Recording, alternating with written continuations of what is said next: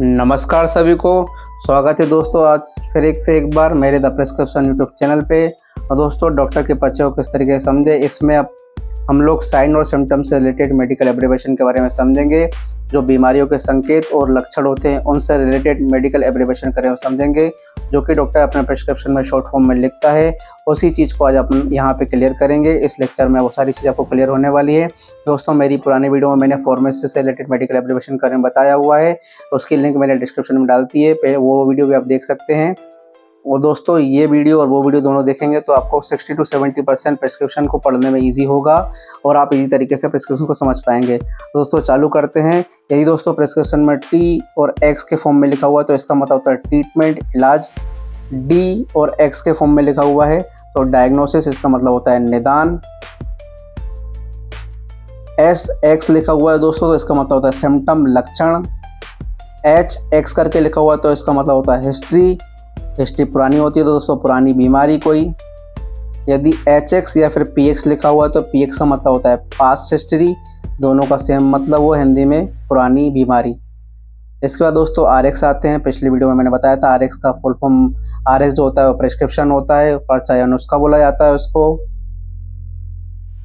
इसके बाद दोस्तों बी एक्स है। बी एक्स का मतलब होता है बायोप्सी। कोई भी जो जांच होती है वो पैथोलॉजी की जांच होती है उसको बायोप्सी बोला जाता है। बी एक्स लिखा जाता है उसका शॉर्ट फॉर्म।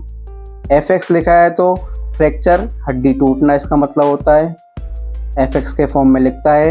यदि S/O लिखा हुआ है तो दोस्तों इसका मतलब होता है साइन और सिम्टम, बीमारी के संकेत और लक्षण क्या हैं।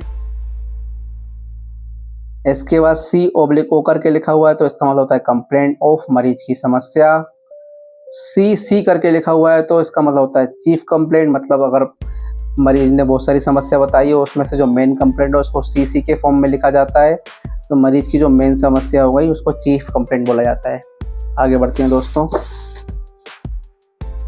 इसके बाद दोस्तों O/E लिखा हुआ है तो इसका मतलब होता है ऑन एग्जामिनेशन, मरीज की जांच जो उस टाइम पे आया हुआ है उससे पूछा हुआ है, उसकी जांच करी हुई है, BP शुगर नापा है, उसको बोलते हैं।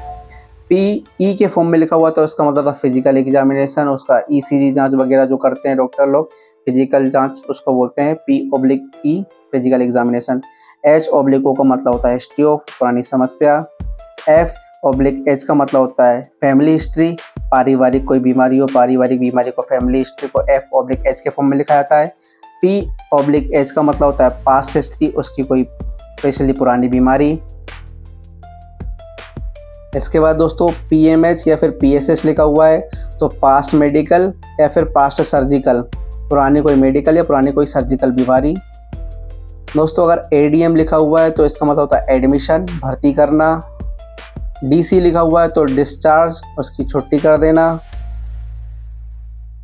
ABN लिखा हुआ है तो ABN का मतलब होता है एबनॉर्मल, असामान्य व ठीक नहीं है। H/A लिखा हुआ है दोस्तों तो इसका मतलब होता है हेडेक, सिरदर्द, बीमारी जो है वो सिरदर्द है, उसको H/A के फॉर्म में लिखा जाता है। N/V लिखा हुआ है तो इसका मतलब होता है नोजिया एंड वोमिटिंग, जी में चिल्लाना और उल्टी होना, इसका मतलब हिंदी में होता है। तो N और V के फॉर्म में लिखता है नोजिया वोमिटिंग को। SCHE का मतलब होता है एब्डोमेन पेन, मतलब पेट का दर्द। G और A लिखा हुआ है तो इसका मतलब होता है गेस्टेशनल एज, गर्भवती की जो रहती है उसकी गर्भवती की उम्र। इसके बाद दोस्तों POG लिखा हुआ है तो इसका मतलब पीरियड ऑफ गेस्टेशनल एज, मतलब जो गर्भधारण करा हुआ है उसकी आयु कितनी, उसकी अवधि कितनी है।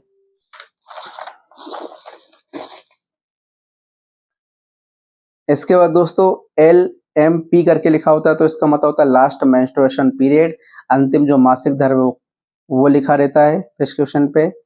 HTN लिखा हुआ है तो इसका मतलब हाइपरटेंशन, उक्त रक्तचाप, हाई ब्लड प्रेशर जिसको बोलते हैं।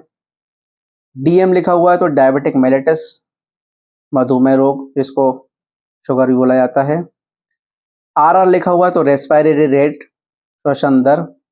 HR लिखा हुआ है तो हार्ट रेट, हृदय गति। BP लिखा हुआ है तो ब्लड प्रेशर, ये तो इजी है, सबको पता ही होगा, रक्तचाप।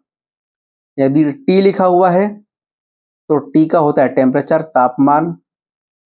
यदि PT और डॉट लगा हुआ है तो पेशेंट होता है इसका मरीज। WT के बाद डॉट लगा हुआ है तो वेट, इसका मतलब होता है वजन। डिस्क्रिप्शन में यदि SpO2 लिखा हुआ है तो ऑक्सीजन सेचुरेशन, मतलब ऑक्सीजन में, रक्त में ऑक्सीजन की मात्रा कितनी है। SOB करके लिखा हुआ है दोस्तों, तो इसका मतलब शॉर्टनेस ऑफ ब्रीथ, सांस लेने में कठिनाई। N के A के फॉर्म में लिखा हुआ है तो इसका मतलब नो नॉन एलर्जी, मतलब कोई भी एलर्जी नहीं देखी गई पैथोलॉजी में जांच करने के दौरान। NSA यदि लिखता है तो इसका मतलब नो सिग्निफिकेंट एबनॉर्मेलिटी, मतलब कोई भी सिग्निफिकेंट एबनॉर्मेलिटी उसमें नहीं पाई गई है। आगे बढ़ते हैं। इसके बाद यदि WNL करके लिखा हुआ है तो इसका मतलब होता है with in normal limit. Normal limit मतलब रिपोर्ट जो है वो नॉर्मल लिमिट में है, कोई दिक्कत नहीं है। NAD लिखा हुआ है तो इसका मतलब नो एबनॉर्मेलिटी डिटेक्ट, मतलब कोई भी एबनॉर्मेलिटी, कोई भी दिक्कत इसमें डिटेक्ट नहीं हुई है। NYD का मतलब होता है नॉट येट डायग्नोस, मतलब अभी तक उसका डायग्नोस नहीं हुआ है। दोस्तों थैंक्स फॉर वॉचिंग। वीडियो को लाइक करें, कमेंट करें, सब्सक्राइब करें। इसमें मैंने आपको रोग और लक्षण, संकेत और उसके लक्षण जो होते हैं बीमारी के, उनके बारे में मैंने आपको बताया हुआ है। इसमें दोस्तों मुझसे कुछ गलती हो गई हो तो ज़रूर बताएं कमेंट में लिख के। दोस्तों मेरी चैनल को लाइक करें, कमेंट करें, सब्सक्राइब करें। चैनल पे नए आएँ तो ज़रूर सब्सक्राइब करें, बेल आइकन को क्लिक कर लें। मिलते हैं दोस्तों अगली वीडियो में। अगली वीडियो में मैं आपको बीमारियों के जो शॉर्ट फॉर्म होते हैं वो आपको बताने वाला हूँ, मेडिकल एब्रेविएशन के बारे में बताने वाला हूँ। दोस्तों मिलते हैं अगली वीडियो में, तब तक के लिए नमस्कार।